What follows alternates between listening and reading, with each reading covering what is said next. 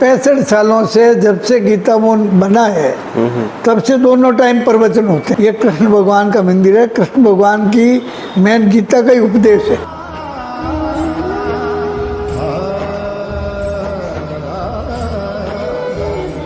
MP छोड़ो, महाराष्ट्र, गुजरात, राजस्थान, सब जगह से लोग यहाँ आते थे। 45 साल से जुड़ा हूँ और अभी गीता भवन ट्रस्ट का महामंत्री हूँ।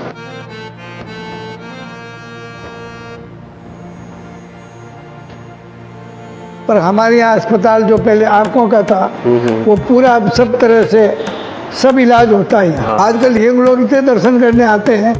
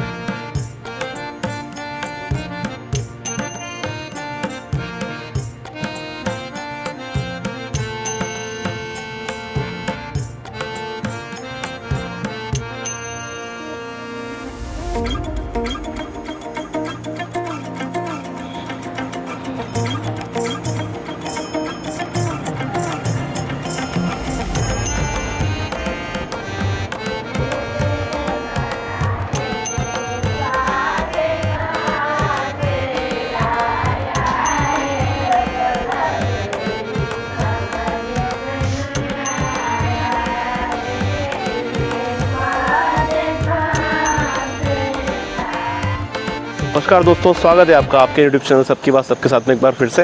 तो आप देख सकते होंगे हम आए हैं इंदौर के बहुत ही प्रसिद्ध गीता भवन ट्रस्ट और मंदिर, ये दोनों हैं। यहाँ पर आप देख सकते होंगे, मैं ये इनके भवन में ही खड़ा हूँ। ये जो पीछे आप बड़ा सा ग्रह देख रहे होंगे, भवन ग्रह देख रहे होंगे, यहाँ पर जो है सारे कथावाचक आते हैं दूर दूर से और यहाँ पर कथाएँ चलती रहती हैं डेली बेसिस पे और बहुत ही आयोजन यहाँ पर किए जाते हैं। माना जाता है कि उपचार के लिए गीता भवन हॉस्पिटल भी यहीं पर पास में है, वो भी मैं आपको शूट दिखाऊँगा पूरा। वहाँ पर बहुत ही कम अमाउंट में यहाँ पर लोगों का इलाज किया जा रहा है और बहुत सारी सेवाएं ये लोग दे रहे हैं। हमारी राठी जी से संपर्क हुआ है, यहाँ पे ट्रस्टी के एक मेंबर है, तो हम चलते हैं और उनसे सारी इन्फॉर्मेशन गैदर करते हैं और आपको सारी डिटेल्स बताते हैं गीता भवन मंदिर की। दोस्तों, हम लोग आ चुके हैं मंदिर प्रांगण में और अभी हम ये ट्रस्ट के ऑफिस में बैठे हैं। हमारे साथ में राठी जी जुड़े हैं। राठी जी, आपका परिचय बताइएगा और ये मंदिर के इतिहास के बारे में बताइएगा, कितना पुराना इतिहास रहा है इस मंदिर का। मेरा नाम रामविलास राठी है और मैं गीता भवन ट्रस्ट से करीब 45 साल से जुड़ा हूँ और अभी गीता भवन ट्रस्ट का महामंत्री हूँ और यहीं पास में निवास है मेरा। गीता भवन के पास में निवास है, यहीं रहता हूँ।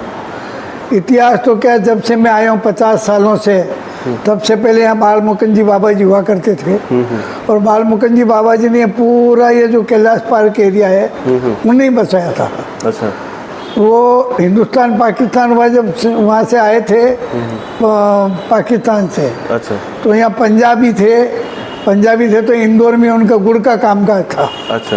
पर बाबा इतना धार्मिक कार्य में रुचि रखते थे कि गुड़ के कार्य के साथ साथ उन्होंने कोई पुराने जमाने में पूरी जमीन ली थी। अच्छा। जमीन लेके कॉलोनी काटी थी यहाँ, शायद 4-5 रुपये फुट में काटी थी कॉलोनी। अच्छा। उनका बड़ा सोच था।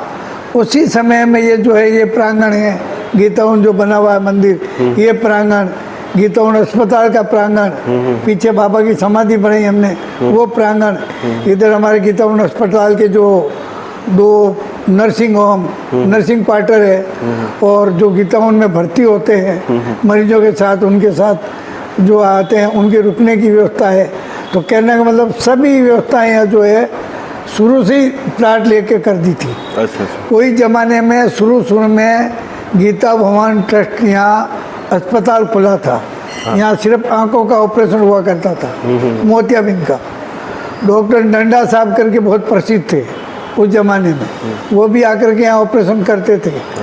बहुत दूर दूर से, जैसे एमपी छोड़ो, महाराष्ट्र, गुजरात, राजस्थान, सब जगह से लोग यहाँ आते थे। लाइन लगती थी मतलब ऑपरेशन के लिए। और गीता भवन में आज ये करीब करीब 70 साल पुरानी संस्था है। ये 68 साल से तो हम गीता जयंती मना रहे हैं। गीता जयंती के बाद गीता जयंती पहले 11 दिन की मनती थी। और उस जमाने में क्या हाथी घोड़े राजवाड़े से सब यहाँ पूरा वो आता था, मजमा आता था। पर धीरे धीरे समय को देखते हुए 11 दिन की जगह हम गीता जयंती अभी 7 दिन की मना रहे हैं।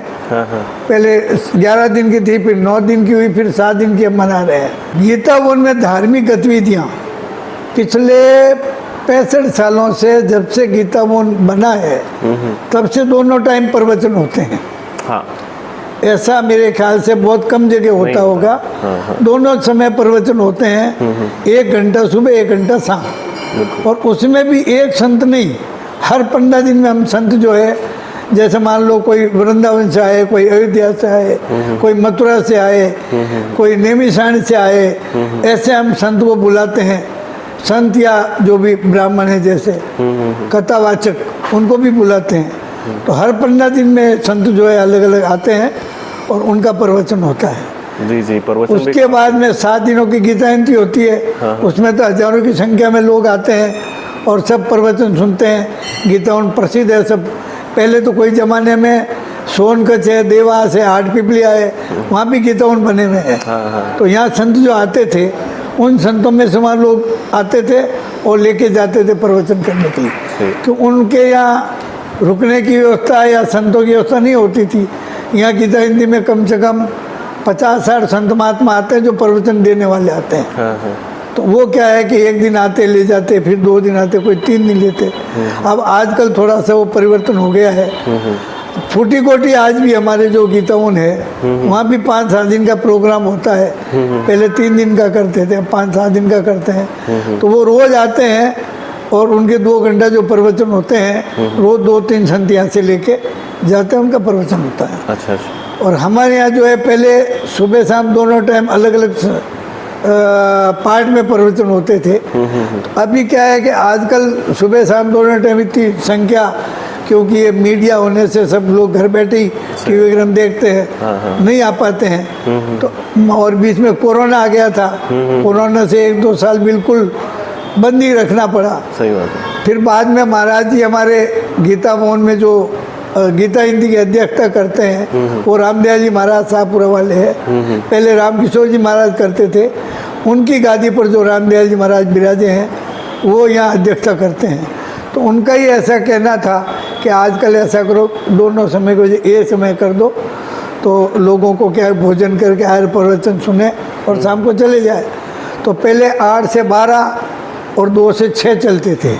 अब आजकल 1 बजे से 6:30 बजे तक, 7 बजे तक प्रवचन होते हैं। अच्छा, एक शॉट में? हाँ, एक शॉट में। अच्छा, एक शॉट में प्रवचन होते हैं। और उसमें संत महात्मा भी बड़े बड़े, क्योंकि पहले सुबह में 8-9 बजे तक तो जनता आती नहीं थी। तो संतों को भी लगता था जो वक्ता है कोई सामने संख्या नहीं हो, पब्लिक नहीं हो, तो उनको भी लगता है 10-20 में क्या सुना उन्हें। तो अब आजकल अच्छा हो गया है, 1 से 6 बजे तक, 6:30 बजे तक, 7 बजे तक की जनता डटी रहती। तो 7 दिन की गीता जयंती में पहले यहाँ सरकार से कुछ मोतियाबिंद का जो ऑपरेशन होता था उसमें सहयोग मिलता था। तो यहाँ शिविर लगते थे। शिविर में 100, 150, 200 लोग आके मोतियाबिंद का ऑपरेशन करवाते थे। अच्छा। तो ऐसा शिविर लगता था। आजकल शिविर लगना बंद हो गया है। पर हमारे यहाँ अस्पताल जो पहले आँखों का था, वो पूरा सब तरह से सब इलाज होता है यहाँ। हाँ, सारे डॉक्टर्स भी, सारे डॉक्टर्स है, सब इलाज होता है सभी प्रकार का। और अभी तो क्या है कि हमारा अस्पताल जो सन 2 हिस्सों में बना है। एक तो 1965 में बना था आधा हिस्सा 1981 में बना था। अच्छा। 81 वाला हिस्सा जो है हम जीर्णोद्धार कर रहे थे, तो उसके बीच वो इंजीनियर ने कहा कि इसको तो पूरा ही जो है डिसमेंटल करके वापस बनाओ। तो हमारे केटी कंस्ट्रक्शन वाले टिकमचंद जी गर्ग है, उनने हमको सहयोग दिया पूरा।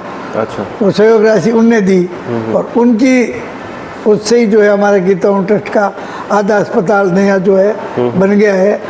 और आधा अभी जो और बनना है, जो 1965 में बना था, पर 1965 की थोड़ी मजबूत रहती थी, 9 इंची की दीवारें वगैरह, हाँ। तो वो थोड़ा ठीक है, पर उसको भी हमारे ट्रस्टियों से मीटिंग हुई तो हमारा ट्रस्टी प्रेमचंद जी गोयल है, उनने कहा कि इसको भी मैं बनाऊंगा।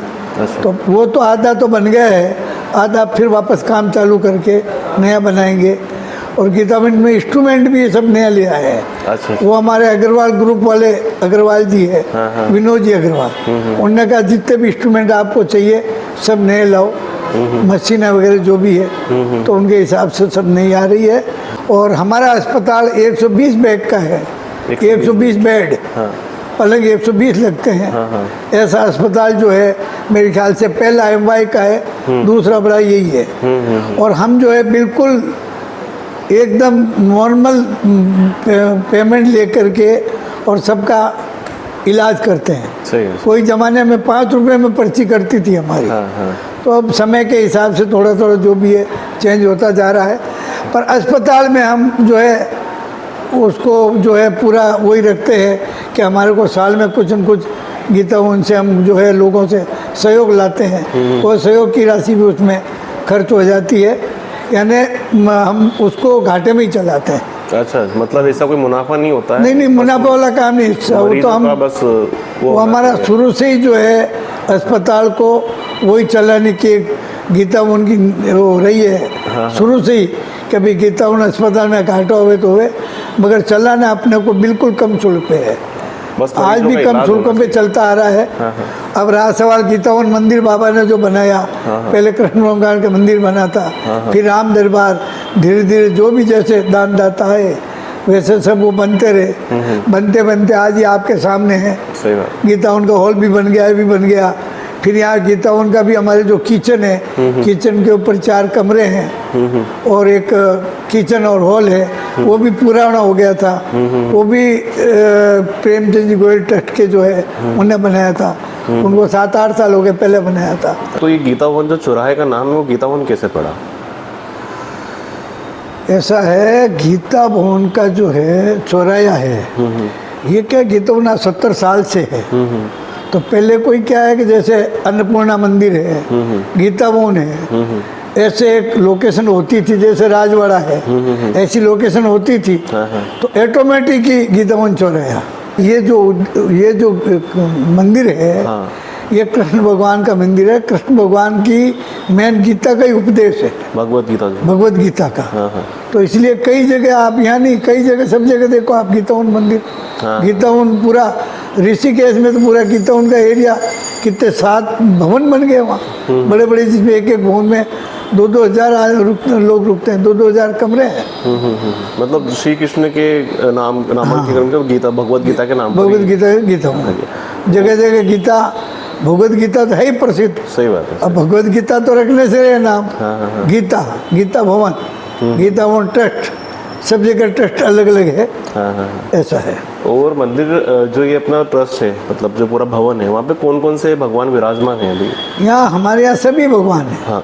आप ये मान के चलिए, बुद्ध भगवान की मूर्ति है जैन समाज की, और साईं बाबा की मूर्ति है, और हमारे कृष्ण भगवान की है ही, राम दरबार की है ही, और बाकी सभी देवी देवता।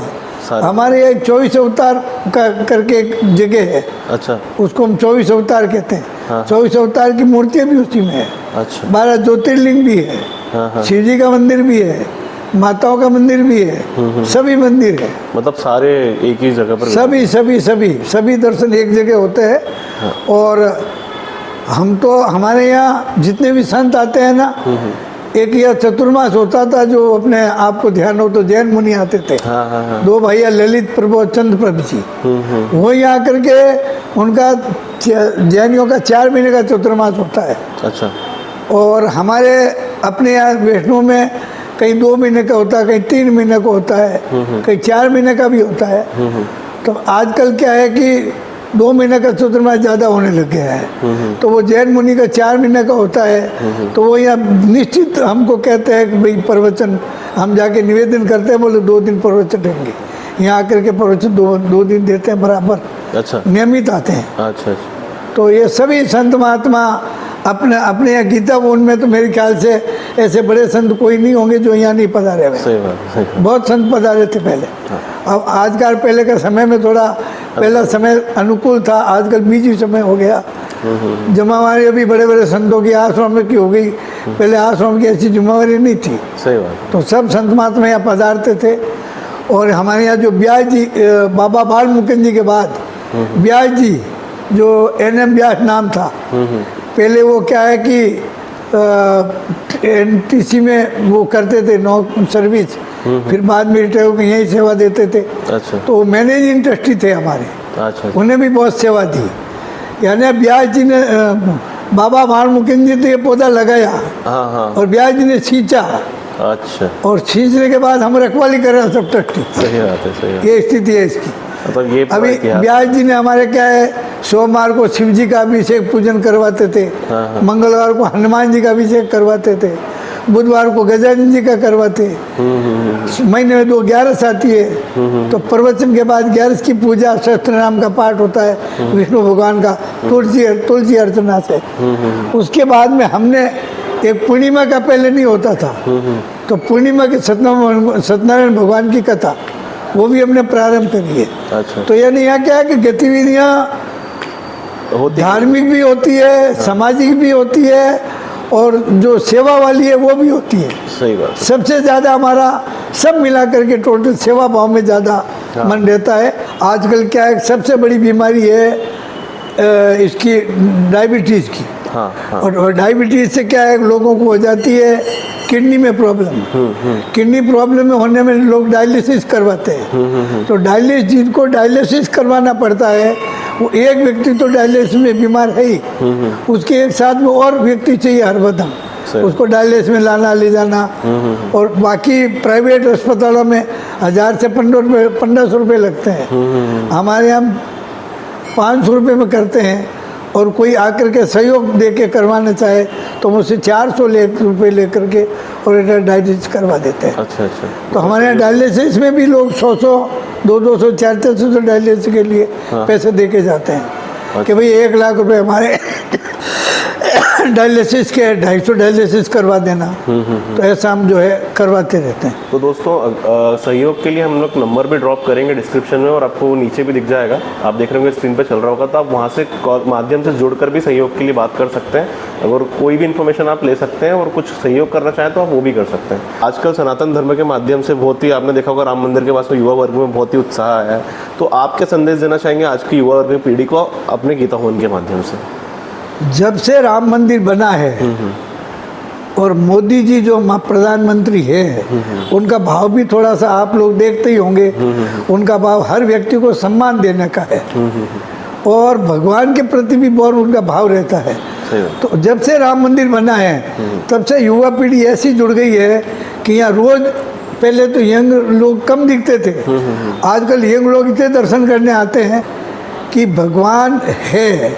ये सब पूरी, पहले तो अपन भारत में ही मानते थे, अब आजकल वर्ल्ड मानने लग गया है कि कुछ शक्ति है, और शक्ति है तो आप उसके ऊपर विश्वास रख करके और आप भाव से भगवान को भजोगे तो निश्चित आपको जो है भगवान पूरा सहायता और सपोर्ट करेंगे। बहुत बहुत शुक्रिया आपकी इतनी अच्छी जानकारी देने के लिए। जय श्री कृष्ण। आपको भी जय श्री कृष्ण। धन्यवाद आपको।